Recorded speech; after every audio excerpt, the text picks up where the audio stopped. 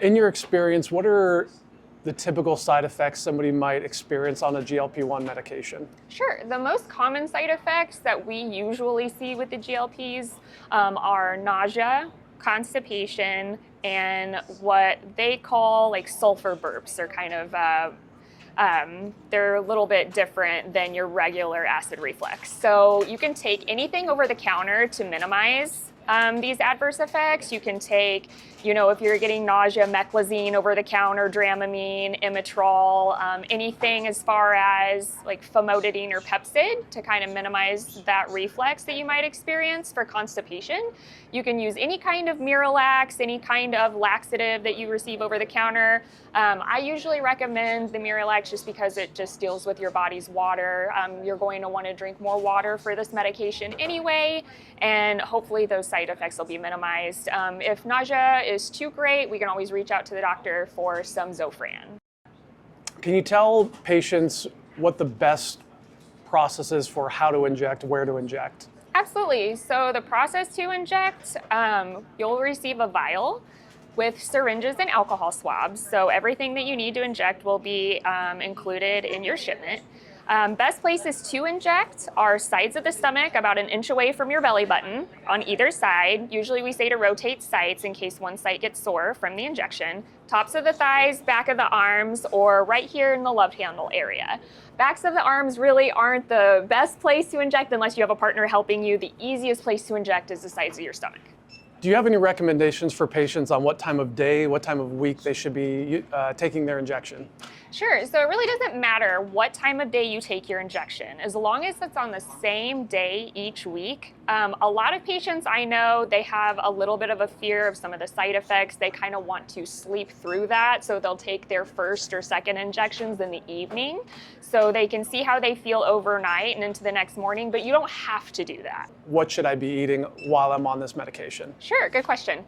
That's one of the most common questions that I receive from patients is, do they need to change their diet? So ultimately, this is kind of a lifestyle change. So with the Semaglutide, Tirzepatide, you're gonna want to eat a high protein diet. The more protein you eat, the more full you will feel.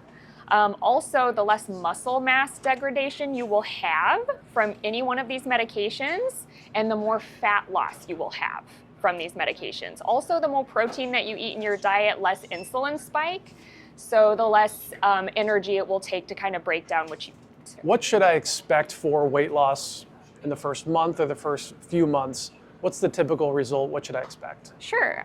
With semaglutide, within the first 1 to 2 months, you might experience a weight loss of 1 to 2 pounds a week. Sometimes it's a little bit slower than that. We just want to remind patients that it's a marathon, not a race. We want to do this constructively and safely.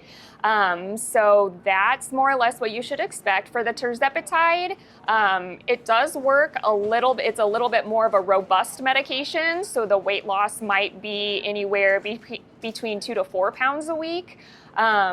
As you are slowly noticing the weight loss, we just like to remind patients, if you don't see the results you're looking for, don't give up. Like I said, it is a slow going process. Just make sure that you're intaking adequate water and that you're eating a lot of protein in your diet. What's the best way to travel with that medication? Yeah, that's a great question. So if you have been on this medication, let's just say for a couple months by now, and you are planning a vacation, there are 2 different things that I kind of want you to know. If you want to time your injection, if you're only going to be gone a week, if you want to time your injection before you leave, you can move your injection up 1 day a week or down 1 day a week by 1 day a week. So let's say, for example, you're doing your injections on Wednesdays and you're going to be leaving on a Tuesday. If you want to take your injection before you leave, you can move that injection up 1 day per week before you go, if that makes sense. And that way you don't have to travel with your medication. When you come back, you can move back to Wednesdays, if that's something you want to do. However, if you're going to be gone for more than a week, you can draw out your dose. You can travel with that dose. It's good outside of the refrigerator while you're traveling. If you're going to be gone over 2 weeks, you might want to take the vial with you as you travel.